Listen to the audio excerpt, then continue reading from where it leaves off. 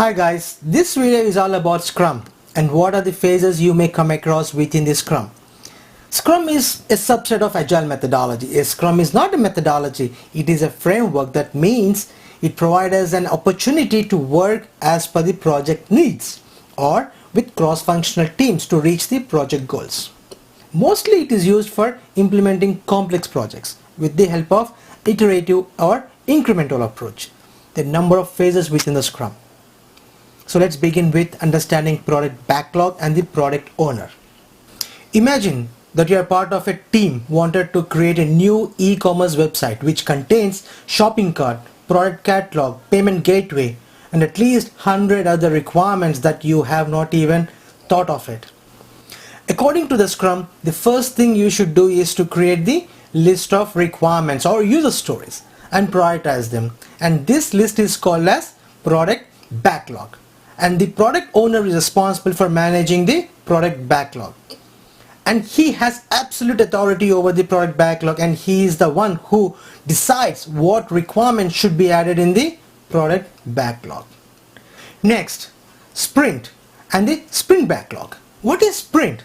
A sprint is nothing more than a set period of time, example 2 weeks, during which assigned work has to be completed by the team and should be ready for product owner to review. In Scrum, product development happens in sprint. At the beginning of the sprint, the developers and the product owner agree upon the requirements from the product backlog which they will complete during the sprint. This subset of requirements from the product backlog becomes the sprint backlog. So depending upon the complexity of the project, duration of the sprint may keep changing. It could be 1 month, 2 weeks, or even 1 week sprints. Next, daily Scrum. You might be hearing about a lot of Scrum meetings. During a sprint, the development team needs to discuss who is working on what and whether any blocking issues has been discovered. The daily Scrum coordinates the work of the development team. The meeting is short and sweet. All we want to know is what have you done yesterday, what are the plans for today, any issues blocking to complete the assigned task. Everyone has to be ready with these answers. For instance, as a business analyst or a product owner, I would say, I completed the payment gateway requirements yesterday. I scheduled meetings with the product owner or the development team for the walkthrough of the requirements. And finally, nothing is blocking to complete my task. As simple as that. So during this daily Scrum, developers are not allowed to talk about the issues or demonstrations. These meetings must be short, typically about less than 15 minutes. So if anyone has any blocking issues, they have to schedule separate meetings. Next, user stories. Requirements in the product or the sprint backlog are often referred to as user stories. These user stories are created by the product owner and should represent some business needs. Development team needs to think about how user stories should be implemented. The development team takes the stories from the sprint backlog and breaks the user stories into tasks. During the daily Scrum, developers should be referring to a task. Also keep in mind, a story might take several days or weeks to complete, but a task is something which developer can complete within less than a day. Next, Scrum board. What is this Scrum board? A Scrum board is a board contains a list of user stories for the current sprint and the task associated with each story and the status of each task. So everyone on the team can see what everyone is working on. So developer keeps updating its status on the Scrum board, such as what to do, what is in progress, what is completed. Next, burn down charts.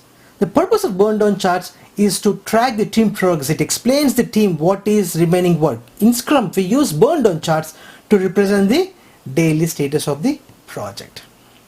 Last but not the least, Scrum Master role. The role of the Scrum Master is responsible for ensuring that the team is following the Scrum process.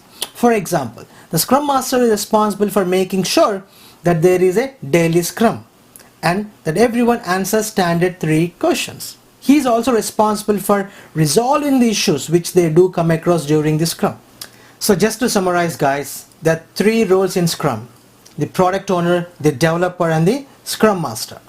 The product owner is one who manages the product backlog, prioritizes the user stories, and talks on behalf of the stakeholders.